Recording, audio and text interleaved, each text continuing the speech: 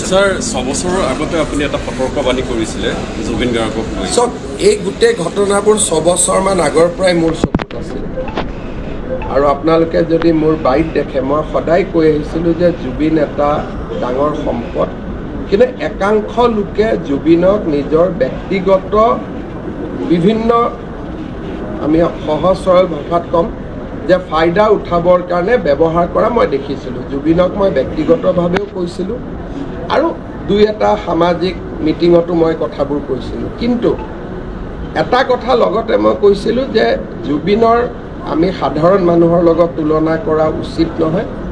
সাধাৰণতে আৰ্টিষ্ট মানুহবিলাকৰ ব্যৱহাৰ সাধাৰণ মানুহৰ দৰে নহয়, তেওঁলোকৰ চিন্তা ভাৱনা অলপ ওপৰত থাকে, বেলেগ ধৰণে থাকে। আৰু মোৰ জুবিনৰ ওপৰত মই দিয়া কেইবাটাও বক্তব্য তেখেতৰ জীৱিত কালত সামাজিক মাধ্যমত বা বিভিন্ন ধৰণে উপলব্ধ, আপোনালোকে গোটেইকেইটা পঢ়িব পাব।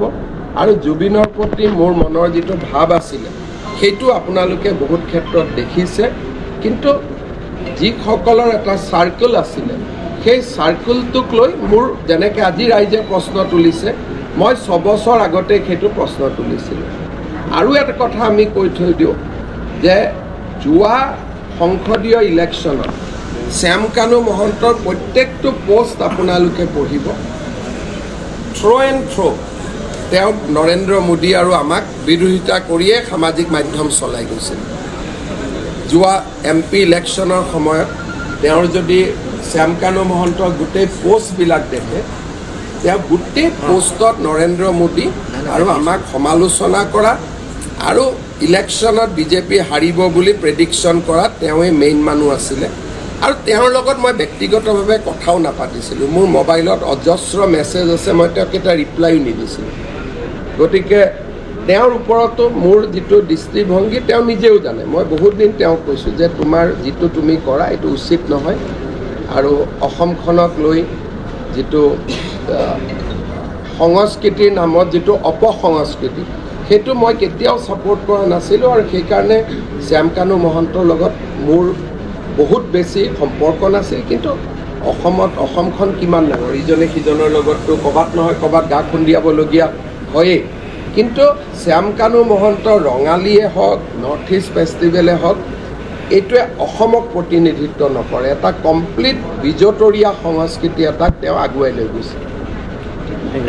স্যাৰ 6 বছৰৰ আগতে আপুনি এটা সতৰ্কবাণী কৰিছিলে জুবিন গাৰ্গক লৈ। চব এই গোটেই ঘটনাবোৰ 6 বছৰমান আগৰ পৰাই মোৰ চকুত আছিল আৰু আপোনালোকে যদি মোৰ বাইট দেখে মই সদায় কৈ আহিছিলোঁ যে জুবিন এটা ডাঙৰ সম্পদ, কিন্তু একাংশ লোকে জুবিনক নিজৰ ব্যক্তিগত বিভিন্ন আমি সহজ সৰল ভাষাত ক'ম যে ফাইদা উঠাবৰ কাৰণে ব্যৱহাৰ কৰা মই দেখিছিলোঁ। জুবিনক মই ব্যক্তিগতভাৱেও কৈছিলোঁ আৰু দুই এটা সামাজিক মিটিঙতো মই কথাবোৰ কৈছিলোঁ, কিন্তু এটা কথা লগতে মই কৈছিলোঁ যে জুবিনৰ আমি সাধাৰণ মানুহৰ লগত তুলনা কৰা উচিত নহয়।